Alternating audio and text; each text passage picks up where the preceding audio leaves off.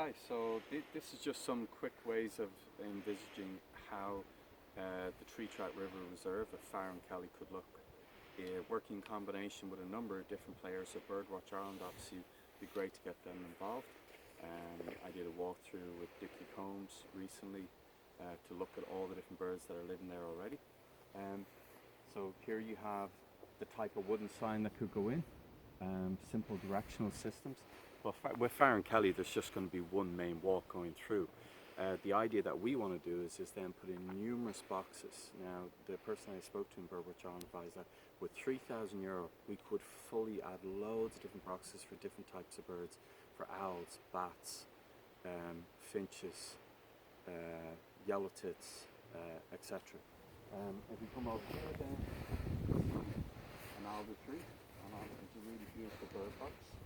The idea I have is that for the kids, as they walk through the reserve, the Trout River Reserve, we'll have different signposts low down so the kids can see, what are the birds that live there, what are the type of flowers, what are the type of insects that live on those flowers. You have host plants, which host the egg, and then you have food plants, which then feed the insect as they grow. In the case of the nettle is a host plant for 4 of our butterflies, for example. So in Farron Kelly, there's a large patch of nettles by the Trout River that should be saved for that. Over here you can see the type of fencing, if you could show them here, the type of fencing along here that can go in field one by the bridge, Trout River Bridge, where the meadow is. There's your fencing that can go in along there. The horse still grazes in the field, and it's mowed once here in September in order to make sure that the meadow keeps regenerating. We can of course add some Sandra seed to that, and that would be something to look at a later stage, or it can be done next year.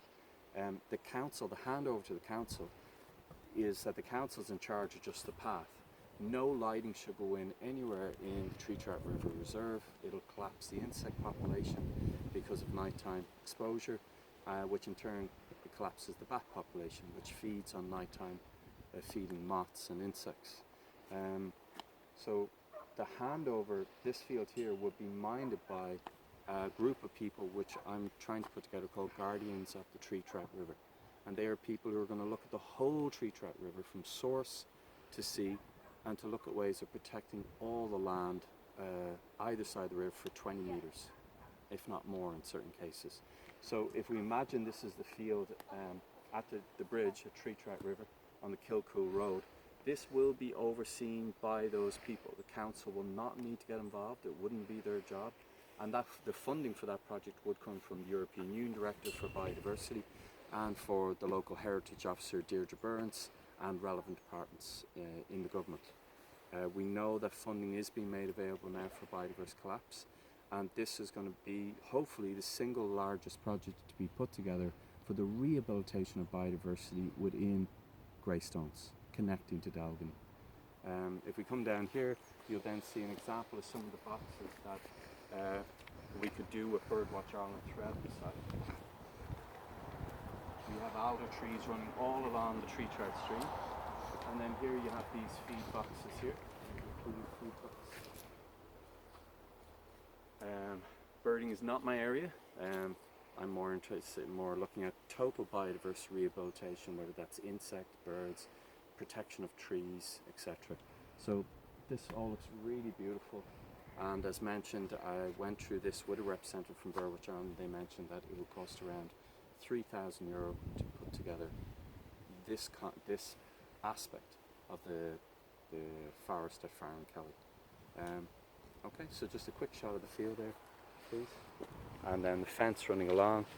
I think this fence looks fine.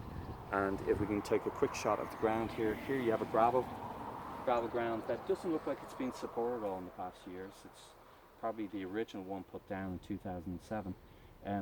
In Mill Lane, there's a very fine yellow type of gravel put in at the moment, and I have no issue with that as long as it's contained. So when that fine gravel from Mill Lane goes in, it must have an aluminium border, which is usually how it's done along here, so it does not spill into the surrounding area. And that's it.